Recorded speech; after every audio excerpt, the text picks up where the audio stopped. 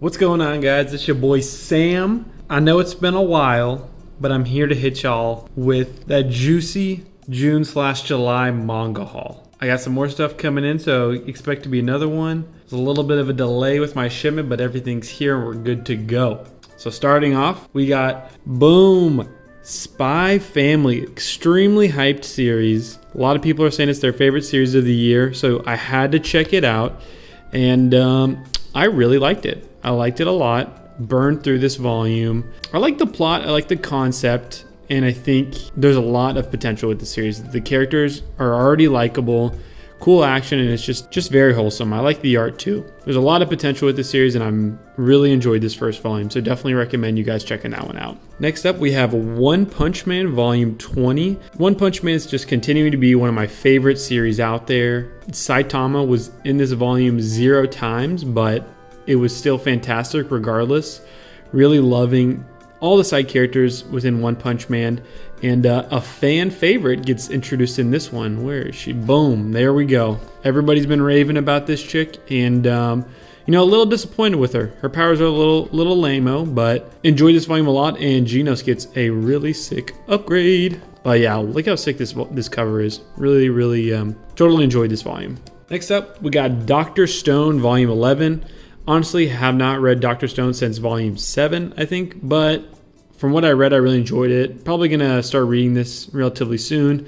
I know the plot takes a pretty significant twist from where I last touched it, so excited to see where this takes. This cover is pretty interesting. Not sure if it becomes more food focused, but I am a fan of Dr. Stone, but it's not my favorite ongoing series. Next up, we have Jujutsu Kaizen Volume 4. I'm really digging this cover. I have not gotten a chance to read this volume yet, but the last volume, Volume 3, really did not impress me that much. I was a little let down by it. Yeah, my hype for the series is slowing down a bit. I'm still not giving up on it. I'm still going to continue reading it, but excited to hop into this one. And I've heard fantastic things about where Jujutsu Kaisen continues to go, so I'm going to keep picking it up. Next up, we have Demon Slayer or Kimetsu no Yaiba Volume 12 and Volume 13 as well, so I'm completely caught up on Demon Slayer. Haven't touched any Demon Slayer since the end of the train arc, but I know that it is recently finished in the Shonen Jump app, so I'm sure it won't be too long till the series finishes. So I'm either going to catch up soon or just wait till all the volumes come out before I just binge the rest of it. But Demon Slayer, I enjoy it. I like it a lot. Next up, we have My Hero or My Villain Academia. Easily, definitely takes the cake for my favorite cover of the year. Man, just look how sick this is. So much detail, so much love was put into this cover, and it really shows. I know the most recent arc of My Hero, at least in the physicals, isn't the most exciting for me. I'm hyped for this. I hear this is a really good volume and, shows a lot. Shines more on the villains, which I think is a big strong suit for My Hero. I think the villains are really cool, so excited to see what this volume's all about. Next up, we have The Promised Neverland, Volume 15. Another fantastic cover. I know some people have had issues with this volume, but up to the Goldie Pond arc, Promised Neverland just does not disappoint. So thrilling, so interesting. Really great characters and a great premise too. Definitely a series that is one of my favorites, and I think might be a little underrated, if anything. But Definitely love and recommend Promised Neverland. And then lastly, for the Viz singles, we have Komi Can't Communicate Volume 7. Got to get my monthly wholesome scoop of Komi. Each volume of Komi I really enjoy. Just a wholesome read that puts me in a good mood, and it's easy and quick to go through. But if you're looking for something lighter, something more simple, more wholesome, Komi Can't Communicate is a big recommendation from me. So next up, for the bigger volumes, we have 20th Century Boys, the Perfect Edition Volume 8, I believe. And this is another really sick cover. I recently just started reading 20th Century Boys. I read the first 2 Perfect Editions actually just a couple weeks ago. And a really, really great concept, really cool plot. I can definitely see why people love it so much. Urasawa is one of the greats in manga, and to a lot of people, 20th Century Boys is his best work. So excited. I'm really excited for this series to finish printing in the Perfect Editions, which I'll then probably just go ahead and binge the whole thing. But from the first 2 volumes, I think it's fantastic so far, and I'm really loving how this volume looks. Next, we have The Way of the Househusband, Volume 3. Probably my favorite comedy, if I had to say. Really love this series. My issue is these volumes are so thin.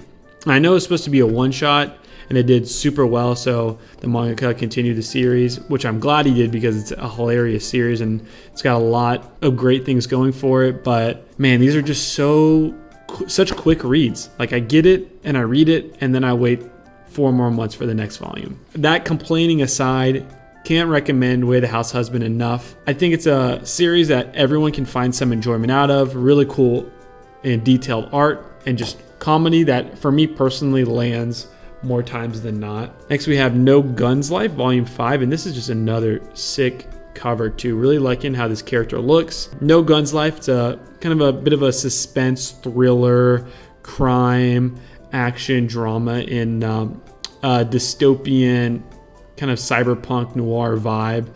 Really great series, and I've actually been enjoying this a lot. This is one of my sleeper series that I think not a lot of people are talking about. I think it got a decent amount of attention when the first volume came out, but I think the attention is started to slow down. But for me, it's a series that each volume I'm really enjoying, and I highly recommend. Like, just look how sick this art is. The main character is just a beast. Sick series. Definitely recommend it. Next up, we have, I don't want to spoil my best new manga of 2020 video yet, but if I had to say what is my favorite new series so far, it's got to be Blue Flag. Here's volume 1 and volume 2. Haven't gotten a chance to read the second volume yet, so we're going to put that right there. But from the first volume, what I can say is that it is a fantastic drama where there's a bit of a love triangle going on between these 3 characters. Great dialogue, just a very wholesome and enjoyable read. This was a volume that I read in one sitting. I really enjoyed it. Thought the characters had great personality, great dialogue and interactions between each other. And it just really puts you in the shoes of the characters and the emotion and the experiences they're having. And it's about high school kids who are, just going through pretty typical high school struggles, but it's just really well executed in a series. If you're looking for a drama, definitely one that I recommend, and can't wait to read more of this. I hear it just gets better and better from some people I've talked to, but as of right now, Blue Flag is definitely my favorite new series of the year. Well, Spy Family was really great too, so we'll see.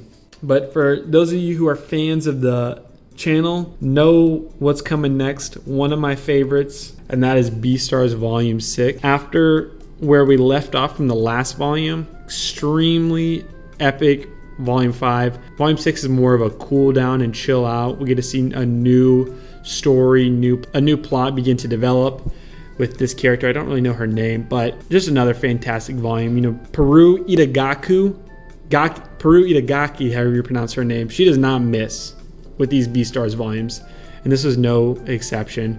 Man. Oh, and yeah, I'm not gonna spoil anything, but we get to see the return of Louis. He's coming back.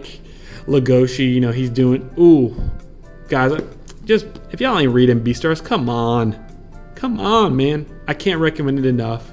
My favorite ongoing series, and each volume, as soon as I get it, I read it, and then I wait for more. Next up, we have Full Metal Alchemist, Volume 9, the Full Metal Edition, and these are definitely one of my favorite looking series in my collection. They've got a nice weight, nice feel to it. All the covers and spines look fantastic.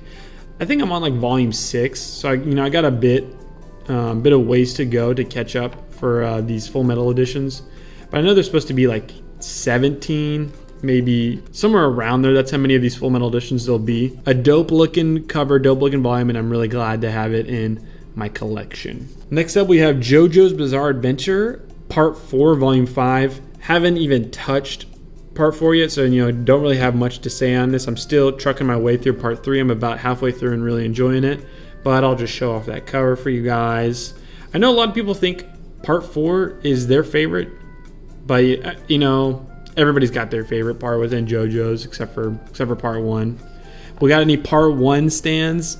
Let me know in the comments. I highly doubt it, but if y'all are out there, this is your time to shine. Here's some art. I really like how the art definitely, at least to me, the art clearly improves on each part. As someone who's currently reading Part 3, it's clear to see how there's improvements between these two. But cool looking cover, cool looking back, and yeah, not much more to say about JoJo's. And lastly up, we got a couple anime that I actually picked up. I know it's a little rare for me, but First thing we got is the Mob Psycho Season 2 Limited Edition. Man, I have not enjoyed a season of anime as much as I did Mob Psycho Season 2 in a long time. So I found this was going for a really good deal on Amazon before it came out, so I definitely picked it up.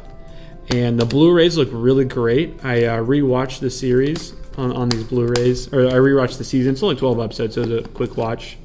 But I rewatched it, and yeah, it came with some cool goodies and a little art book that oh, there's my wife. You're okay. And then the last pickup I have for this month is Promare, one of my favorite movies of last year. I was really shocked by it. Studio Trigger definitely killed it with this release. Yeah, definitely recommend watching Promare if you haven't watched it yet. Love the art style. It was just so epic. The epic battles, great music, and extremely enjoyable watch. At the beginning, I thought the colors were a bit too over the top for me, and it kind of was messing with my eyes. But towards the end, I was really, really enjoying the movie, and I love this character too. The music is definitely something that after you watch it, you'll be listening to while you're getting some sick workouts.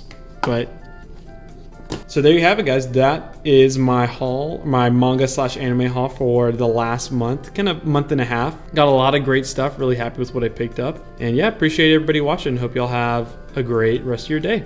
Peace.